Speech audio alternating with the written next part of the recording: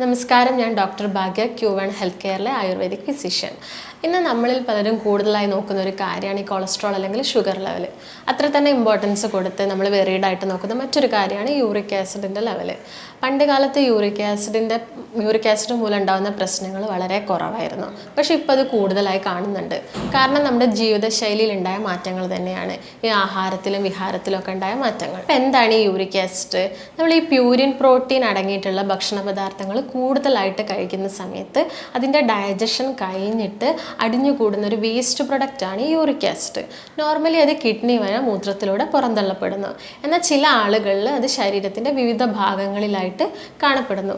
അങ്ങനെയാണ് uric acid മൂലമുള്ള പ്രശ്നങ്ങൾ ആളുകളിൽ ഉണ്ടാക്കുന്നത്. ഇപ്പം സ്ത്രീകളെ അപേക്ഷിച്ച് കൂടുതലായിട്ടും യൂറിക് ആസിഡിൻ്റെ പ്രശ്നങ്ങൾ കാണിക്കുന്നത് പുരുഷന്മാരിലാണ്. അപ്പോൾ നമുക്ക് അതിൻ്റെ റേഞ്ച് എങ്ങനെയാണെന്ന് നോക്കാം. നോർമൽ റേഞ്ച് വരുന്നത് 3.5 മുതൽ 7.3 വരെയാണ്. എന്നാൽ പുരുഷന്മാരിൽ അതൊരു 7 ഒക്കെ എത്തുമ്പോഴേക്കും അവരിൽ ലക്ഷണങ്ങൾ കാണിച്ചു തുടങ്ങാറുണ്ട്. ഇപ്പോൾ സ്ത്രീകളിലാണെങ്കിൽ ഒരു 5.9 എത്തുമ്പോഴേക്കൊക്കെ ജോയിൻറ്റ്സിനൊക്കെ പെയിൻ വരാറുണ്ട്. അപ്പോൾ എന്തൊക്കെയാണ് ഇതിൻ്റെ ലക്ഷണങ്ങൾ എന്ന് നമുക്ക് നോക്കാം.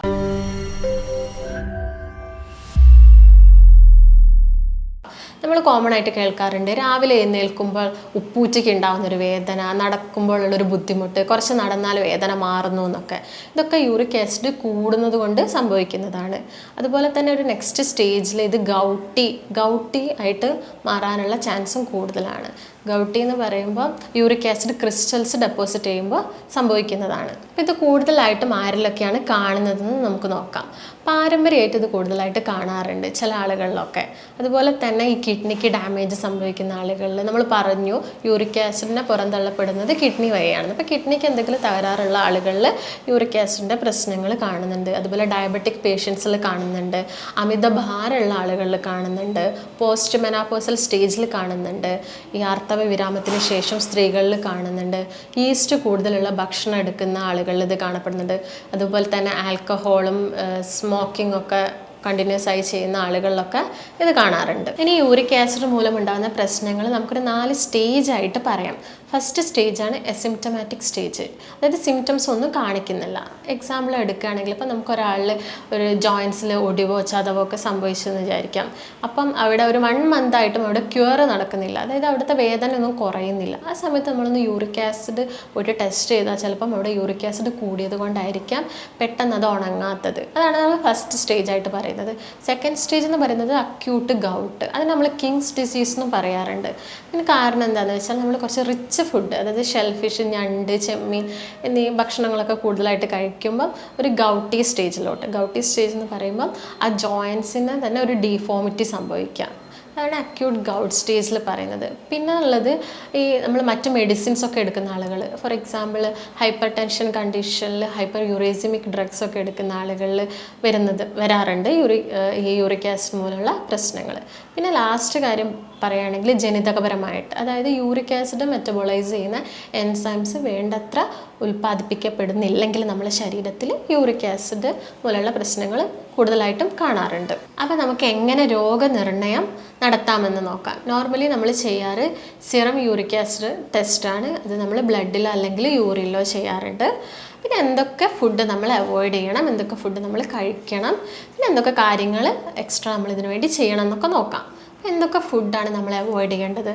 നമുക്കറിയാം, റെഡ് മീറ്റായ പോർക്ക്, ബീഫ്, മട്ടൻ, താറാവിറച്ചി, അതുപോലെ തന്നെ ഓർഗൻ മീറ്റ്സ് കംപ്ലീറ്റ് ആയിട്ട് ഒഴിവാക്കണം. ഷെൽഫിഷുകൾ ഒഴിവാക്കണം, ഞണ്ട്, ചെമ്മീൻ, അങ്ങനെയുള്ള ഷെൽഫിഷൊക്കെ നമ്മൾ പൂർണ്ണമായിട്ട് ഒഴിവാക്കാൻ ശ്രദ്ധിക്കുക. പിന്നെ ചീര, പയറുവർഗ്ഗങ്ങൾ ഇവയൊക്കെ കുറച്ച് കൊണ്ടുവരിക ഭക്ഷണത്തിൽ. അതോടൊപ്പം ചായ ഒരു ദിവസം 3 ചായ, അതിൽ കൂടുതൽ ചായ എടുക്കാതിരിക്കുക.